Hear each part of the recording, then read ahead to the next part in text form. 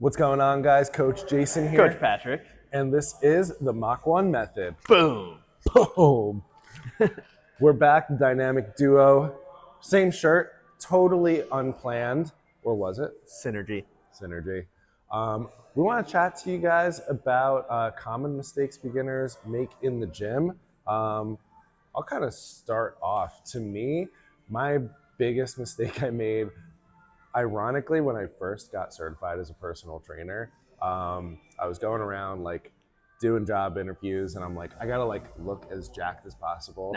Naturally, but 19 years old, I was far from jacked. So I was like, I gotta like look lean. And I would say one of the biggest mistakes I made at that point was, in an effort to look as lean as possible, I like didn't eat anything. And I was just like trying to starve myself to get like as lean as I possibly could. And in hindsight, all I did was probably make myself look as like flat and not frail, muscular as possible. So that's like one of the funny things I look back on now. Like, although that's like still super common, like even to today. It's true. I mean, like you think like, oh, like I gotta like slim down for the wedding this coming week. What am I gonna do? Not eat anything, obviously, right? Ruin the pump. No. Wrong. Yeah. But yeah, knowing what I know now, I know that obviously that's not how you look your best, right? The way carbohydrates play a role into like how pumped you look and how muscular you look, on top of the fact that just starving yourself is not a good idea just in general. Learn a lot over the last 14-ish years. Yeah, I was gonna say, with experience comes wisdom. Absolutely.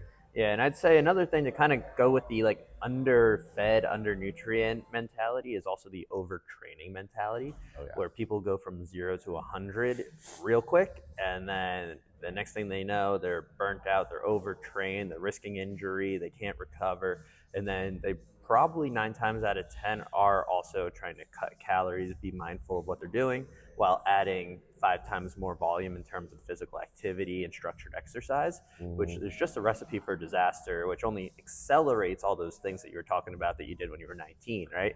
So if you want to like look super frail and be super sore and have those aches and pains, like the newbie mentality is a great way to get there. You know what I'm saying? I have another story actually feeding off of what you just said. Let's hear another mistake. It was in prep for my first bodybuilding show. Also, I was just turning 20, so I was like really young, just getting into things. And I knew going into that bodybuilding prep, I wasn't gonna like be some sort of immaculate figure on stage. I was doing it to get the experience, but obviously I wanted to look as good as possible. So the reason why it reminded me of it is because I was training 2 to 3 times a day. Like waking up in the morning, I had like 10 weeks to prep for this bodybuilding meet. So like I had to go from like generally lean to like really lean as quickly as I could. So on top of having like a restrictive diet, which definitely wasn't as bad as the first one I just mentioned. I was at least eating multiple times a day. I was eating really lean. Overall, generally okay. But I would wake up in the morning. I would do, believe it or not, fasted cardio. Like classic. 30 minutes of that. Then I would have like workout A at some point in the day, workout B another point in the day. The good part about being 20 years old and a college student with a part-time job is that you have the time to do all that. For sure. But I did that for 10 weeks, prepped for this bodybuilding show. And then immediately following the bodybuilding show, like in that last week of prep, I kind of already knew. I was like, I do not like doing this at all. So I had already started to shift my training towards powerlifting. And at the same time, so it was like the bodybuilding meet prep ended.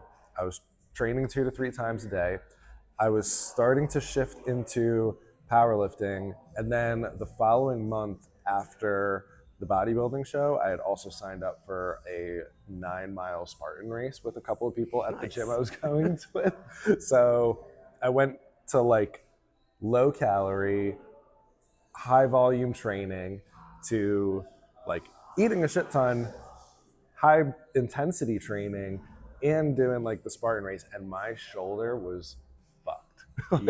Like I could imagine. Really bad. And I remember like doing a lot of the obstacles and like climbing and just being in like so much pain in my shoulder from like all the nonsense that I was doing for so long. And it's just like what you said, like that mentality of like, oh, like do as much as I possibly can to get the results. And it's just, there was definitely a better way to get the results I did, and probably even better with less work. The with thing less is, work.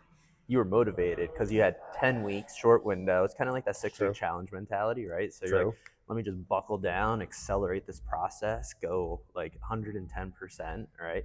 And usually when people are looking for change and they're excited, they're motivated, that's when they decide that we can commit to the gym, we can commit to this diet thing, we can commit to the extra fasted cardio, like we can commit, and then next thing you know, you're just like, and it's like totally done, right? So like that's where like your shoulder was probably like, I'm done, knock it off, like we're not doing this anymore. And you get to that point of just like, maybe I should just rest my shoulder and not lift weights, and then maybe I should just like stay home today and eat these bags of Doritos, and then like, in my just sorrow. like, oh no, I'm on the Xbox because my shoulder hurts, right? And then it's just huge spiral. Exactly. So like, sounds very beginner mentality. So don't do that, folks.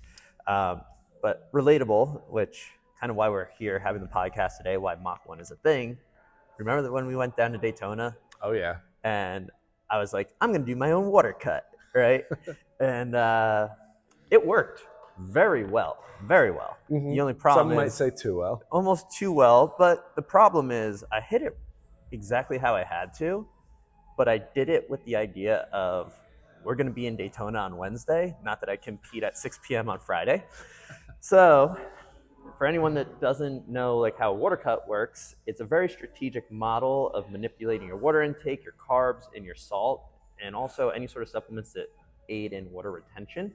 And you do that in a strategic way that you need to drop weight rapidly without losing muscle. You're just essentially taking the sponge, wringing it dry, and then as soon as you weigh in, you rehydrate, you recarb up, you resalt up, hit all your electrolytes, and you just boom, fill back up to like max performance potential, right? So I did that very well for a Wednesday afternoon. Now I had to hold that water cut all the way till 6 p.m. on Friday. And, we found the gym, the CrossFit gym. We went in, we started lifting. It was no AC, no fans. It was probably like 110 degrees in the summer of Florida, right? And you were drenched, and I couldn't even break a sweat. I had no sweat in my body to keep me cool, right? Thermal regulation was not existent. That moment was so funny because it's like, at first I didn't really connect with it. Yeah. And then like, it was maybe like over halfway into the workout, I was like, you're not sweating. Yeah. Just like, I don't even think you noticed. Why? No, I was just like, yeah, I'm just moving some weight. It's fine. I'm like, I'm tired. It's hot. But like, you're like, yeah, you're not sweating. And I was like, oh. Might be a problem. Yeah. And then we were just like, okay, well, maybe I should call it for the day. So I compromised my training, that day. The next day we were at the hotel, and luckily they had like the ocean out back. They had the pool, they had the sauna. So I was doing like a cycle of saltwater exposure, then cold plunging in the pool, and going in the sauna, and then going in the ocean, and going in the pool, and going in the sauna, just to kind of like force myself to like sweat by hydrating myself, by having like the salt pull the water to the surface, going in the pool to just like saturate, and then the sauna to like re-sweat out everything, like, and like got to the point that I started getting a nosebleed, right? So, I forgot about remember that. Yeah, in the sauna. Yeah, and I was just like, all right, time to call it, right? And I was just doing anything possible to like make sure I didn't go below like life-threatening, but also not above what I needed for the competition. And like, went for haircuts just to kind of get those extra few ounces off. And I still hate you to this day for this moment when we're at IHOP. And which time? Which IHOP? All the IHOPs. So fun fact, if you've ever been to Daytona, you know that there's 1,000 IHOPs within a square mile, strip. So if you like IHOP and pancakes, Daytona is your future destination. Absolutely. Plug IHOP sponsors. Sponsor Mach 1. We're here. We like pancakes. We love pancakes. Yeah. And we also kind of like mild black coffee and fruit cups when Jason has pancakes and omelets. So you can see Jason, who is underweight, had room to bulk for this. He got the full spread, got the full omelet. You had the pancakes, right? and I didn't even order I was like, anything. I'm fueling You're fueling for the competition. Yeah, and I'm like, I need to stay at an 81. SpongeBob in Yeah. Sandy's dome. I don't need I it, don't right? need it. So you gave me generously your fruit cup, which I was just like, oh, thank you. And then I only had a few sips of black coffee just to like keep every digestive thing going, right? Because I was like, I need to like, can't retain any of this, got to keep everything smooth. So I had a little bit of fruit, I had a few sips of coffee, not even the whole thing. And I was just like, it's so delicious. Luckily, all the drooling I did probably caused me to stay underweight, right? I think the most depressing thing you did was, I think one day I went to go get lunch and you were like, I can't do that, so I'm just going to sleep. I literally stayed in bed. Yeah. So, yeah, that was a long 48 hours. But so funny. That in hindsight, it's so funny. Yeah, hindsight's funny. I mean, with all that being said, though, like it was a great learning experience for me. Like that was my first time like needing to make weight for a national meet, which puts me in that beginner-centric mindset. Right? Absolutely. It also gave me a good real-world experience on like the importance of like, cross-checking with a coach anytime you make any of these drastic changes. Like we were coaching. Yeah, we were coaching each other, but only from a program design perspective, right? Like we were training on our own. The nutrition we were just doing on our own, but we just wrote each other's programs, and then we just did it to peak for a local meet so we can qualify. After that, we kind of just were like, all right, we're going to Daytona, and then it was just like, let's just keep lifting, kind of following the same programs, right? So I definitely could have, bounced some ideas and references off you, and we could have been like, no, you don't compete till Friday. And I could have been like, thank you. And then I could have enjoyed these moments because I sat at 80 kilos the day we got in at the check scale, and I was competing as an 81. So I was right there. Yeah. I was right there. I was ready to compete. Did you have to weigh in the second time, or did you make it the first time? I made it the first time. I actually undershot and was like 79.8 or something because I like fasted for most of Friday. Because I was anticipating that scale to be kind of right. That was the worst because we were both at nighttime. Yeah, that was a long day too. It was like a whole day. Yeah. And luckily, like I made weight through. We also went to. You still hit a PR that day. I still hit a PR. That was like a lifetime. Like that was where the Mach 1 kilo was invented. Right. But like I remember we went to Publix, right? And I was just literally eating baby carrots and celery and out of a Tupperware, and that was like all I ate for the day, just to like have something to munch on. And then up until the weigh-in, like then I pulled out the pre-workout. I had the Sour Patch Kids. I had the PB&Js. I had everything else that I could possibly get my hands on. And I think I went up to like 84, 85 kilos within the 2 hours that I had to step on stage. So like put kilo conversion there. Like I probably gained around 8-9 pounds in 2 hours because of that depletion. Yeah. And due to refueling my body, I did a 7 kilo PR. It was my first time hitting triple digits on the snatch, and hence the invention of the Mach 1 kilo jump. So when duty calls, right? Yep. Hey, when like push comes to shove, I gotta do what you gotta do. Definitely hindsight. I'm not letting any of our athletes do that. No. Yeah, we learned our lesson the hard way. But yeah, that's from a beginner in the sport. That is something like weight class oriented that I definitely got my my lesson the hard way. Yeah, like a rude awakening. I'd say it's probably like. Do you think it's generally? I don't know if easier is the right word, or just like more typical for people to make beginner mistakes in the realm of nutrition or training? What would you say is more common? I would say nutrition. And the reason I say that is because there's a lot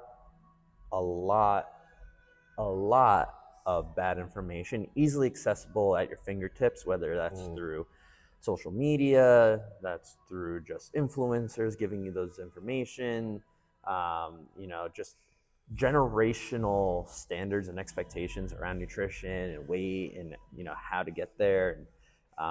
So I think a lot of people jack up the nutrition side of it, where most people have those natural limiting factors in their body of like too much is too much, especially if you're coming from a deconditioned state. Yeah, you're gonna be like, ooh, I'm out of breath, I'm gonna be sore tomorrow. Like you can kind of feel that oncoming. Sure. And there's people that have that like gritty mentality that can push through that quite often, but I'd say most people tend to be like, oh, this is too much. Their heart rate's up. They're like, I got to sit down. They're like, Yeah. I bit off more than I can chew. They get that reality check a little sooner, maybe even on day one of the gym, or at least in the first week, where nutrition, you might not notice that until like halfway through the month or like a little later down the road. And, you might not even realize that like you feel like you're doing everything right, but that's actually like the wrong stuff, but you were just brought up to learn it that way, so you're doing it right. And I think that misconception forces you to kind of ride that wave a little too long. I agree. I think like a big part of like the information that's accessible online as like a component to all that is if we're just taking like one person who, let's say, is a beginner and it's like, I'm just going to do the simple stuff and just see how I do. I think it's just easier to like, if you do anything, like at the end of the day, like the most simple thing for working out would be do something consistently and you'll at least see some sort of results, Yeah. right? Like even if you're doing like the wrong thing, obviously like with the exception of like doing an exercise with poor form and getting hurt, it doesn't matter if you're doing lower upper split, if you're doing a full body split, if you're doing all cardio or all strength training. It's like if you're doing nothing and going to something, you're gonna see results.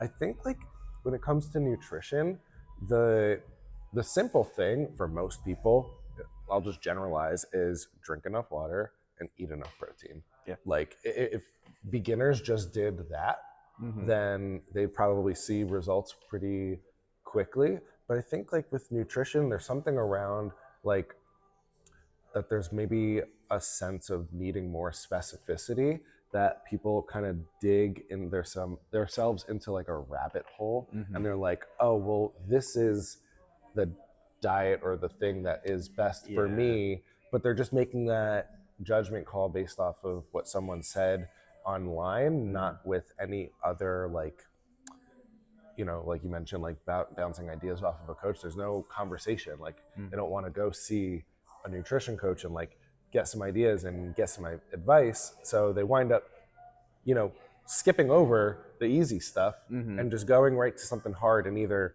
not being able to stay consistent to it or doing not the appropriate thing for their goals.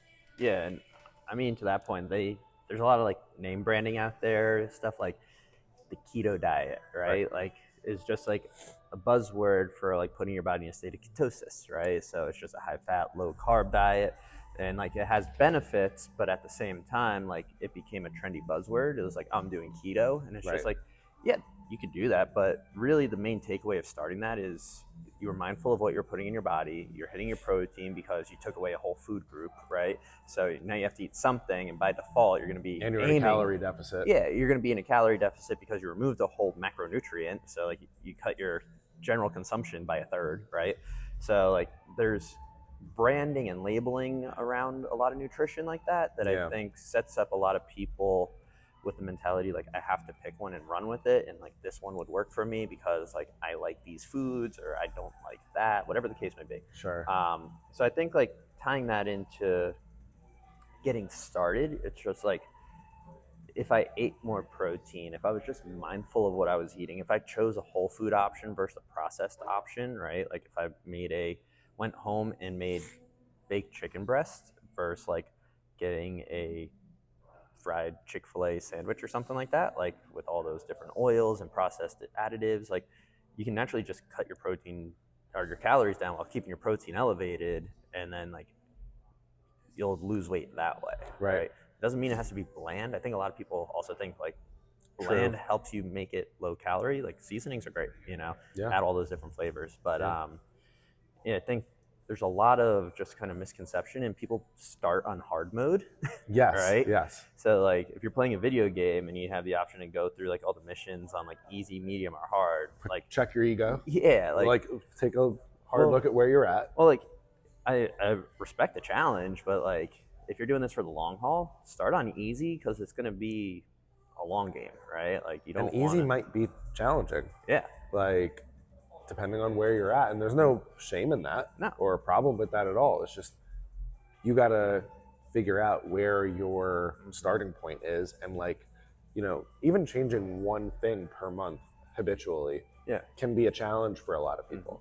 So if that's where you're at, if just changing one thing at a time, then make that one thing easy, get a win, celebrate that win, and then move on to the next thing and continue to challenge yourself. You know, you don't want to set the bar too low, but you can't set the bar too high, like you're saying. Well, it's like going to school. You start in preschool, then you go to kindergarten, from elementary, middle school, high school, college, and then you go to graduate school after, right? So like, why are you going to put yourself in a graduate course if you're doing like 7th grade mathematics, right? You're setting yourself up for failure. Like, yeah, you can probably figure it out, throw it in chat and be like, help me out. But when it's time to like actually put it to practice and do it as like a career almost, like you're not going to have the tools in the toolbox to make it a day-to-day operation. Right.